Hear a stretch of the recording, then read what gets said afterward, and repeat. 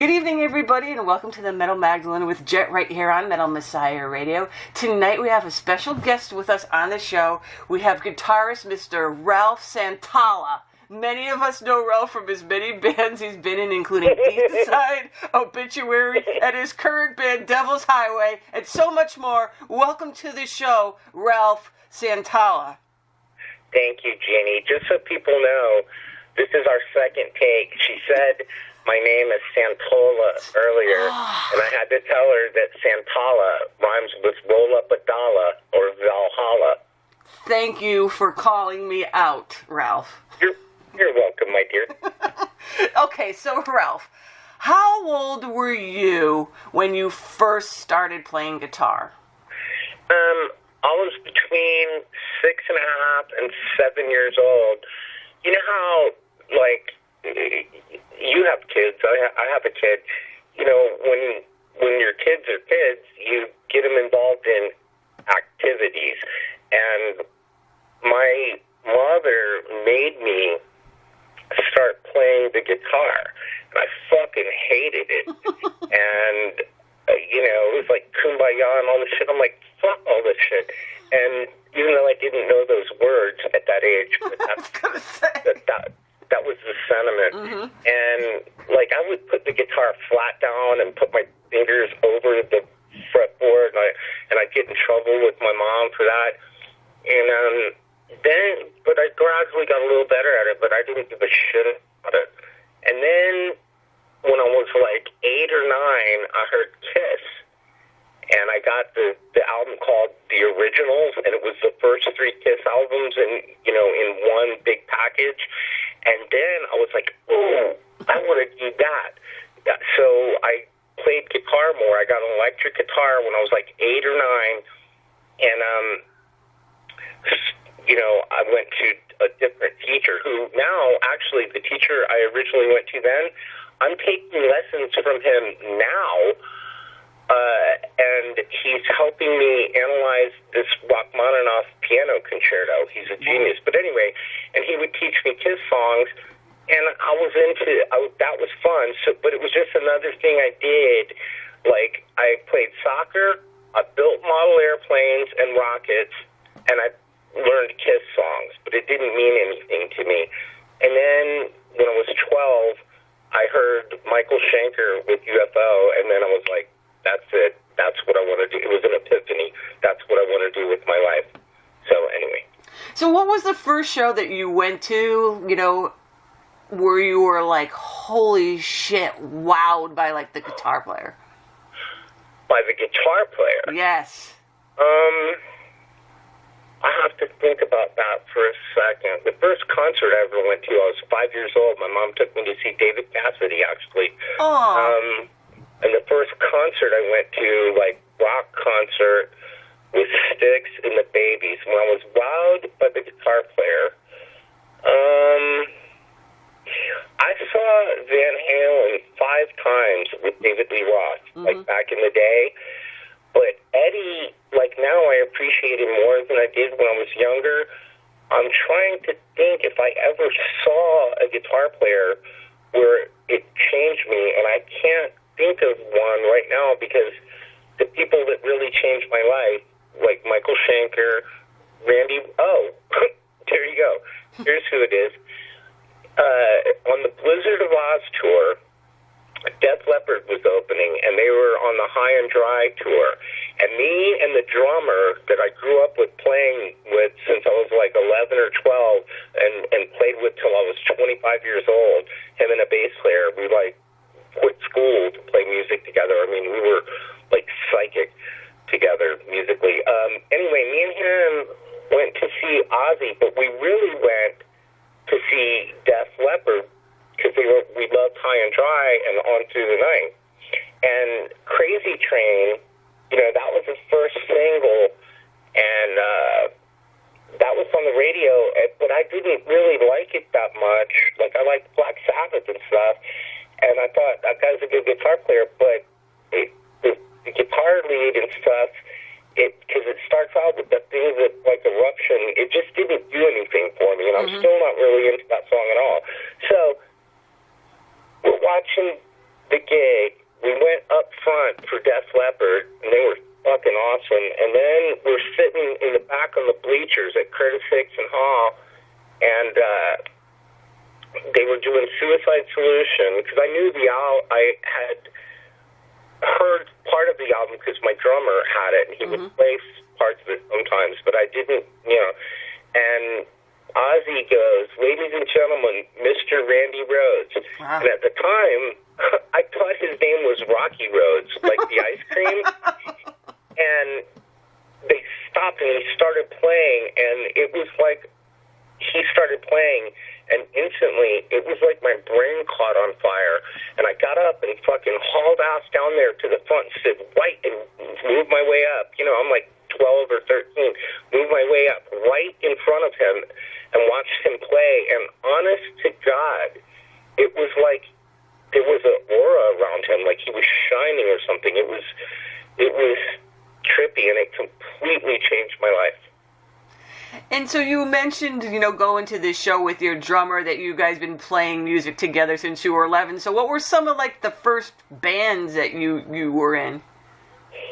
That I was in? Yeah, I mean, like as, like the first band that you ever formed as kids or whatever. Okay, when I was in 6th grade, me and my friend Greg, who's a sheriff now, it was just him singing and me playing guitar. We played at the talent show in 6th grade, and we played Dream On by Aerosmith, and we were called Black Diamond, the Kiss song. And we had T-shirts that said Black Diamond on it. And then me and that drummer, his name's Wilbur Jones, and the bass player, his name's Steve Hodson, we started playing together when I was about 12, and we're all the same age. And we were playing UFO songs and Molly Hatchet songs and stuff like that. And we got a singer and another guitar player, and eventually we were called Destiny. That's pretty original. And but the three of us, we played together, now like 13 years. When you get older, it's not that long of a time, but from 12 to 25, that's a long time. And we played every day, all the time. All we did was write music and play music together. And we really had something special. I would like someday, if I can afford it, to do an album with those guys, because we just, we grew up playing and learning together, so we had like this supernatural sort of psychic connection. It was scary. And then, as you developed in your sound and got a little older, so then what was like your first band, like making albums, playing shows, that kind of thing? Yeah, I had a band in Tampa called Eyewitness, and we got to be one of the biggest bands in Tampa. And then we got a record deal for Europe and Japan, and that happened while I was in Death. And I was so naive and inexperienced that I didn't realize I could do both. So I quit Death so I could do the album with Eyewitness. That was the biggest mistake I ever made, but I didn't know. I was completely inexperienced. That band became Millennium, which I have done 5 albums with. One of them was with Bjorn, who is possibly the greatest rock singer of all time. And I've written all of the music and about half of the vocals for the next Millennium album, which I haven't done one for 17 years. And I've got Jason Bittner, who is a monster drummer.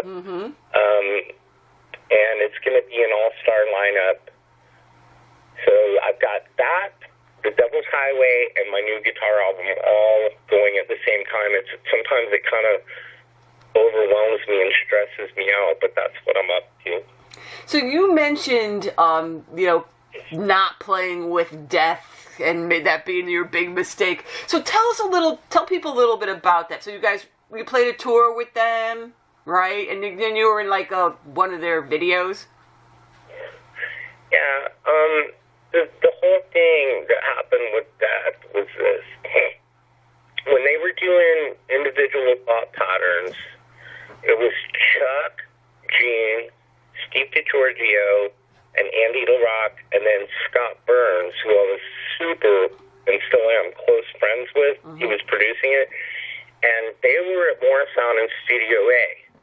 I was in Studio B while they were doing that, doing Guitarist for Eyewitness. And, you know, I eventually met them and started hanging out. And me and DiGiorgio, I mean, we hit it off like we're still, like, I mean, he is one of my favorite people I've ever known, and I know a lot of fucking people. Me and Giorgio totally hit it off. But anyway, it got to where, like, at 6 o'clock every night they'd go to dinner, and Scott or Steve or somebody or Andy or whatever would say, hey, want to go eat? So then I made my schedule, so at 6 o'clock every night I'd take a break and go to dinner with them. Mm-hmm. It just, you know, it was just cool, man. And then Andy, I guess, didn't want to or couldn't tour for the album. I'm not sure. I can't really remember now. That was 24 years ago or some shit. And Scott came up to me, Scott Burns, and he was like, hey, man, do you want to tour with Death? Because Andy's not doing it. And I had never been on tour before, and this is just the nature of my personality. When people ask me stuff, I'm always like, yeah, sure, that sounds like fun. So I went to Europe with that, went on tour, came back to the U.S., did a tour in the U.S. It was awesome. And me and Steve had so much fun. You know, it was a great time in my life. But then while I was on the U.S. tour, I got the record deal for Eyewitness. And like I said, I was so inexperienced and so green and naive that I didn't realize I could do both. So I quit Death, so I could do my own music. And that was a major mistake, but nobody told me, hey, dude, you can do both. So, but, you know, Chuck basically handed me a career, and I appreciate that. Mm-hmm. So, you know, what was that tour like? You said this is like the first tour that you actually went on, and now your first tour is in Europe? Mm-hmm. Leaving home on a bus. I mean, what was it like? I mean, was it like overwhelming or surreal, or did you? Well, I had been to Europe before when I was 19. This Swiss band was doing a showcase for a record label, and they flew me over to play with them. So I had been to Europe before, but I had never been on tour, and the thing was, two things. Like, I had never gone on tour before, though, and it was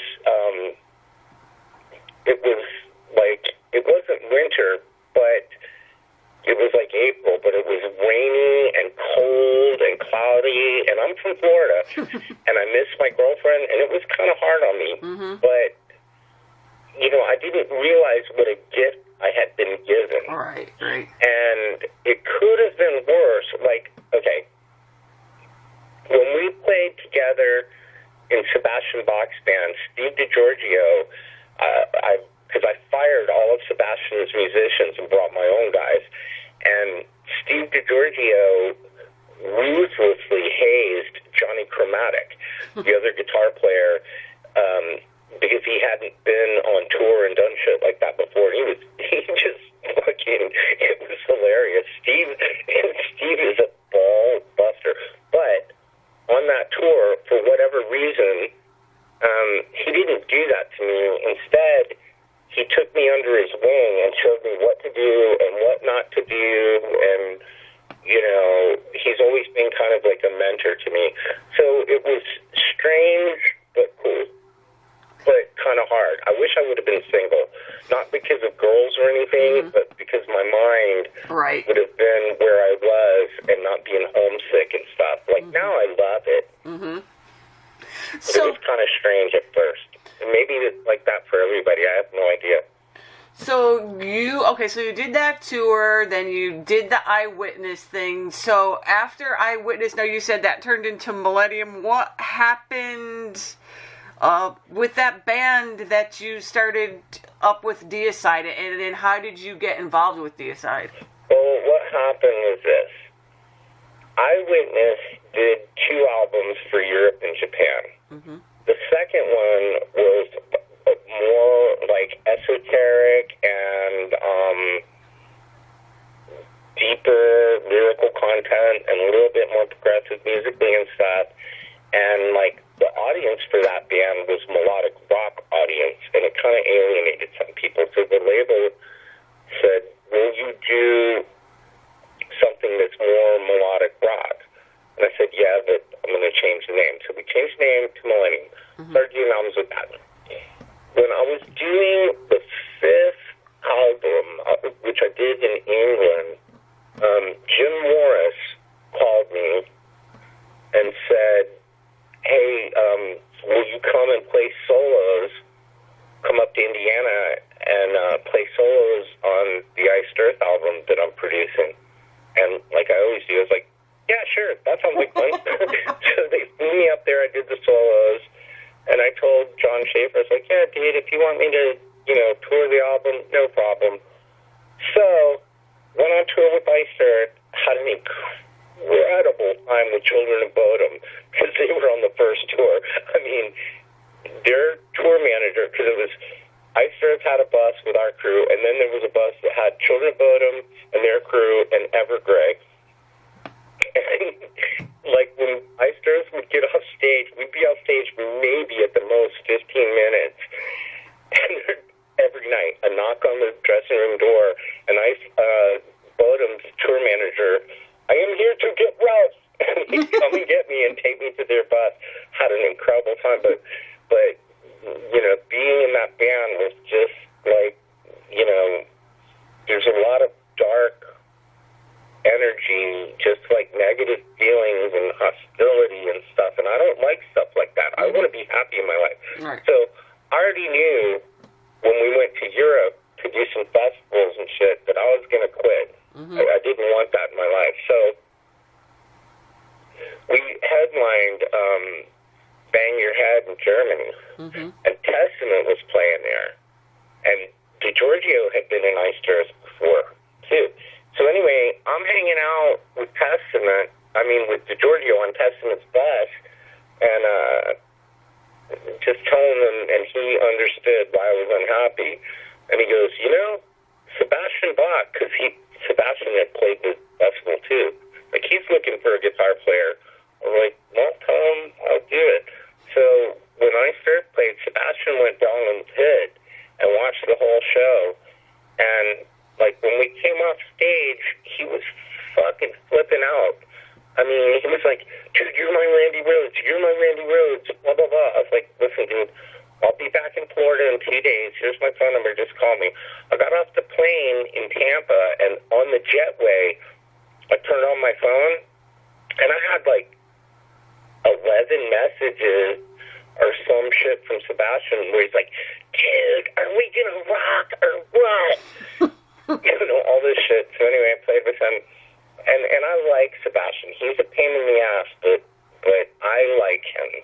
And I understand why he's like that. If I would have been 19 and on the cover of Rolling Stone and had all this money coming in, I'd be dead now. Mm-hmm. So I give him a pass to an extent. Mm-hmm. But anyway, then one summer, he was like, "Yeah, dude, I just want to do this one festival in Italy because I'm going to do," I can't remember if it was reality TV or Broadway, one or the other he was going to do. I was like, "That's cool, dude." I said, "I'll find a gig, around that." And he goes, "Well, no, you can't play with anybody else. You're my guitar player. I got to do this other thing because I have kids to feed." I was like, "Dude, I have a kid to feed. My kid needs to eat just as much as yours do. It doesn't matter that I wasn't in Skid Row. I still have to make money." He got all flipped out. Then Jack Owen, who I've known for many years and is like family, literally family to me. I mean, for years, because his parents are both deceased. He had Thanksgiving and Christmas and stuff like that with my mom. You know what I mean? I mean, we're super close. He calls me up. He's like, hey, you want to do something like 28 gigs with Deicide, no days off, cash? I was like, fuck yeah, that sounds fun. Like I always am. And Sebastian flipped out, blah, blah, blah. But anyway, that's how I got into Deicide. So what were the early days like for you then playing with Deicide when you first started out with them? At first, it was incredibly fun. I mean, that's like when we toured, it was always me and Jack. Because, like, in the U.S., Glenn wants to go in a van because to save money, and I have no problem with that because you save a shitload of money and you make a lot more money. But me and Jack would always rent cars in the U.S. and get hotel rooms, and we would just fucking go all over the country. We had so much fun so many times, and today's Jack's birthday. Today's December 6th when we're doing this. Happy birthday, Jacko. We just did fucking had so much fun. And then in Europe, every day, every time we went to Europe, every day, when we wake up, we both go downstairs in the bus, grab our cigarettes, and we'd go to, like, especially in Eastern Europe, to the old town, the old center, or like in London, we would go to museums, we'd go to bars, we would just always go and do stuff. When Obama was inaugurated the first time, we were in Slovenia in this Texas Roadhouse type restaurant in Slovenia, watching Obama get inaugurated on TV in Slovenian without English subtitles, so we had no idea what he was saying because it didn't have the volume. It just had the Slovenian subtitles. But yeah, I had an amazing, amazing time with Jack all the time. That's the thing that I miss the most about Deicide is hanging out with Jack because we went all over the world together and just like had so many crazy experiences. And now you were with Deicide, and then you left, and you came back. What was the final straw for you, Ralph, that made you leave and not come back? The last tour I did in Italy, things had been going so great, and for some reason, the day we landed in Europe, Glenn became Mr. Hyde, and he was just terrible. Like, he told the bus driver that Rosie, this Irish girl that was our merch girl, was a heroin addict and was leaving needles all over the bus, which is, this girl was getting up every morning and having coffee made for him on the bus and stuff like that, and is like the sweetest person in the world. He was just doing terrible shit, and it just wore on me, and then the last day that I was in the band in Italy, and the opening bands are on the floor of the venue setting up their drum kits, and he picked up a chair and winged it across the floor. It could have easily killed one of them if it would have hit them in the eye or something. And the tour manager was like, why are you doing this? And he said, because nobody's paying attention to me. Oh my God. And at that point, it was just, all the benefits, the money, the travel, being with Jack, were outweighed by the psychic toll that it was taking on me. It was total darkness, and I don't want that in my life. I want to be happy, and I love other people, and I want goodness, and it was bad, and I'm not going to have it. And so after that situation, what did you do? I mean, were you in... I mean, it was like you were in Obituary and Deicide kind of at the same time, on and off. So when you were done with Deicide, what was your next gig? I didn't have a next gig. I moved to Sweden. I went to Sweden from Italy after about 3 days. I stayed with a chef friend on the Adriatic. It was fucking killer for like 3 days. Then I went to Sweden because I had a new girlfriend in Sweden. I ended up moving there. I was only able to do demos. It was only like 3 years ago that I had the means to make an album. So then I, started working on the Devil's Highway album, the Millennium album, blah, blah, blah. I did do one tour with Melikesh just as a fill-in in the U.S. Mm-hmm. And how was that? Well, the guy that is the band, the songwriter, he's incredibly talented, but he's just not my kind of guy. But the bass player, Tony, Scorpius Androgynous, I think that whole thing about black metal is okay. But anyway, he's American, but he lives in Germany, and he's an Italian-American. Oh, boy. Me and him hit it off like thieves the instant we met. I'm actually working on a record with him on one of his projects right now. I'm going to go to Germany soon. But so I got to be with him, and one of my great friends, Jeremy Kling, he's the drummer in The Absence. Yeah. And Pat, the songwriter from The Absence, were the tour manager and the guitar tech, respectively. And I didn't know this until they landed in L.A. I was like, what the fuck, you're on this tour? So, I mean, we had a fucking awesome time. And now, getting to Devil's Highway now. So tell us a little bit about that band and what's going on. All right. The way that started was, about 7 years ago, me, Paul Thomas, Steve DiGiorgio, Jack Owen, and Tony Laureano went to Japan as Death Metal All-Stars, and we just played songs from all the bands we've been in.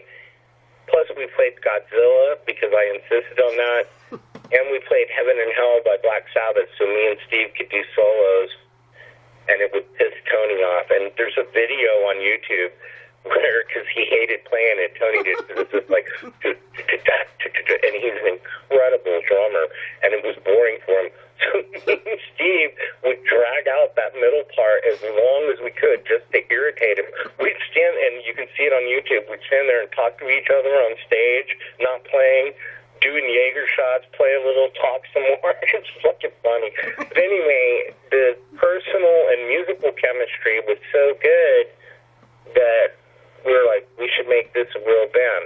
So anyway, like I said, and the songs are fucking incredible.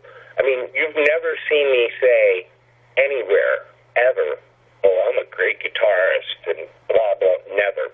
But the songs are fucking fantastic. This album is going to be remarkable.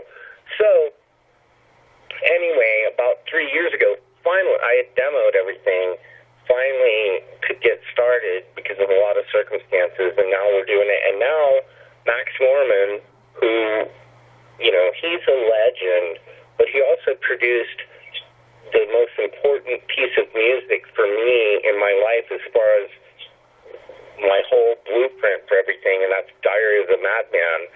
Max is working on it with us now, and, and I've gotten to be friends with him, and he's an incredibly cool dude, and it's just, so that's really cool. We have 90% of the music and about 30% of the vocals done. It's December now, and then January comes up. I have to be in Los Angeles for 8 days in January to play a gig and then to go to NAMM. So I'm thinking February. I don't know. It's up to Kyle and Max, but we're going to get back to it with the vocals and stuff. Whenever Max and Kyle agree, because I can do it anytime, on dates, then I'll bring both of them here, not here to Tampa, but to Bradenton, which is a little south, like near Sarasota, and got a studio there, and there's a hotel right across the street, and we'll get back to it. And now, Ralph, not too long ago, too, now, wasn't it during all this Devil's Highway stuff that you were doing that you got sick and you had all those issues? Yeah, what happened with that was I was going up, me and Kyle, Kyle's in New Orleans, and I'm in Tampa, but we were going up to Connecticut to this badass residential studio called Carriage House. It looks like where you would imagine, like, Aerosmith recording Toys in the Attic. Killer place, and you sleep there and you cook there. It's awesome. And Max works there a lot. And so we were fixing to go up there and record. And I was putting my place up for sale. So what I did was the day before I went up there, because I was going to sell my place, and you don't want an ant or a spider or a roach or anything if you're selling a place and letting someone see it. So I went with that ortho home defense stuff all over to every nook and cranny, spraying it. Mm-hmm. And I got sick from inhaling it, like I vomited it and stuff. And then the next day when I was going to the airport, I did it again, and then I set off bug bombs, shut the door, and went to the airport. Well, because of breathing it in, my lungs were filling up with fluid, and I didn't know it. So we get up there on Friday night, me and Kyle, to the studio in Connecticut. And Max is setting everything up, and we have a few drinks, and it's all cool. And then the next morning, we were like, okay, do vocals first, and then guitars later. So I said to Max and Kyle, because I'm a bit of a control freak about my music, but only about that. Like, I'm not OCD or anything like that, but I have a vision in my head when I'm doing stuff, and I want it to be like that. But I was like, listen, guys, we know, or me and Kyle know what the songs are. There's 2 songs that we're going to work on. And Kyle has tons of experience. And Max, you're who you are, so I don't need to sit here and micromanage. I'm only going to say something if I really need to say something. So I'll just go outside in the garden or whatever, and hang out and pop in every once in a while, and if I need to say something, I will. So I went outside, and I have bad allergies, and total pollen, and I fucking sat there chain smoking all day, and my lungs are filling up with fluid, and I'm coughing from the fucking pollen and shit. Anyway, it gets to be like 7 o'clock. I listen to what they've done. I'm like, that's killer.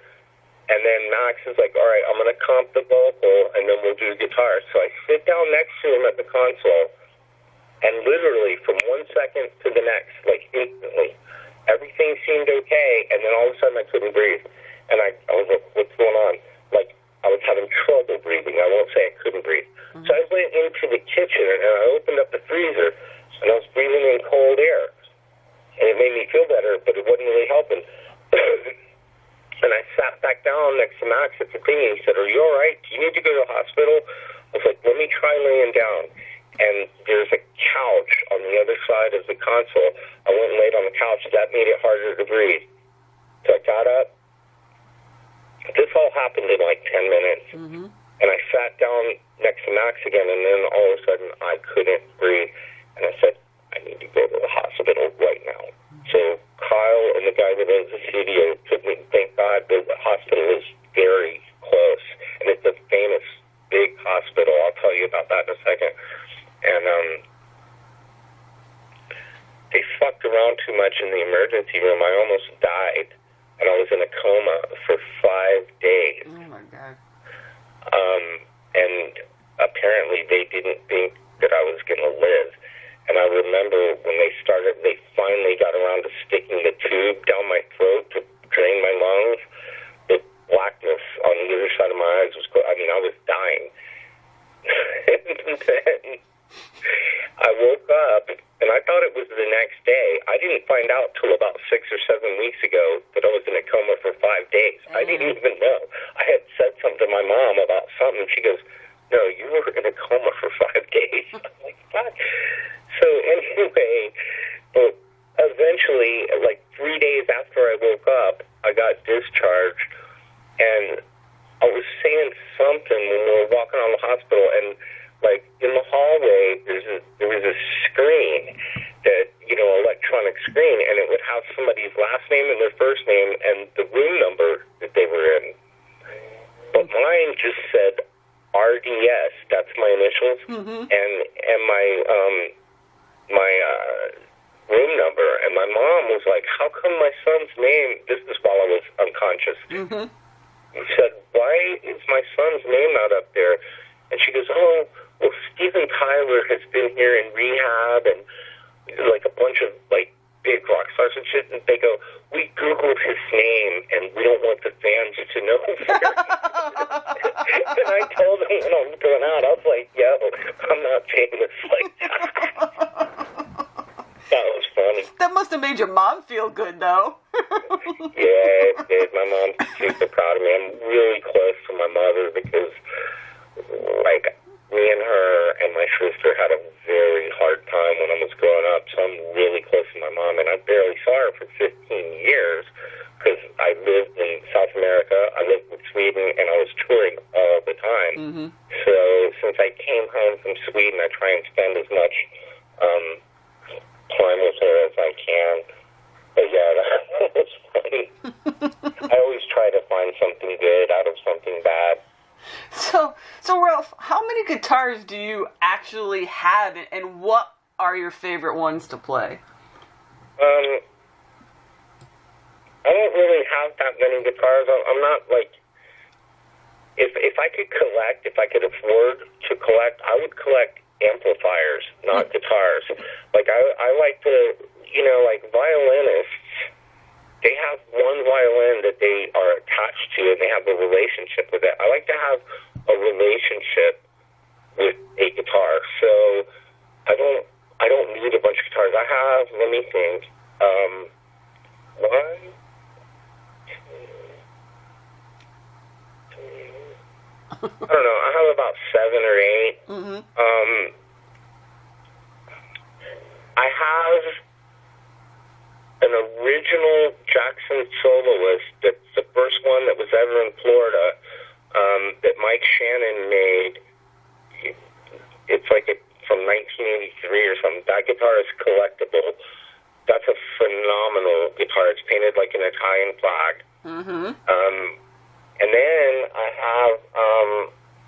have a custom shop Jackson that you can't buy it in the store.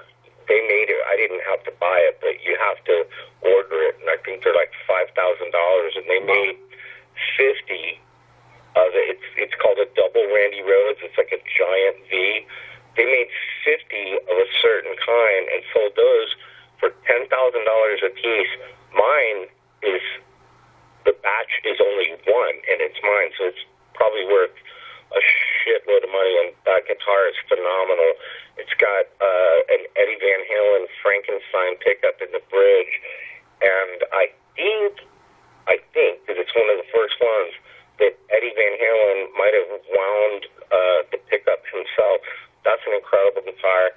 I have 2 ESPs, because I endorse ESP now, but I haven't asked them for anything else, and I won't until I put some new product out, which will happen next year. And I like those guitars.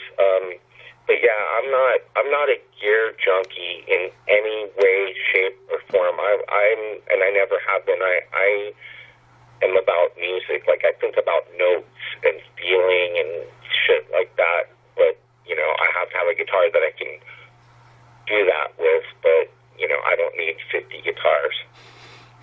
So I think we just about covered everything. Is there anything that we missed that you want to get out there, Ralph? Well, I'm sitting out on the deck, on the lake, with Christmas lights, and it's so peaceful, so I'm feeling magnanimous. There's a good word. I would just tell people who are musicians who hear this, don't worry about what other players or what other bands are doing. Don't let it make you feel inferior or superior.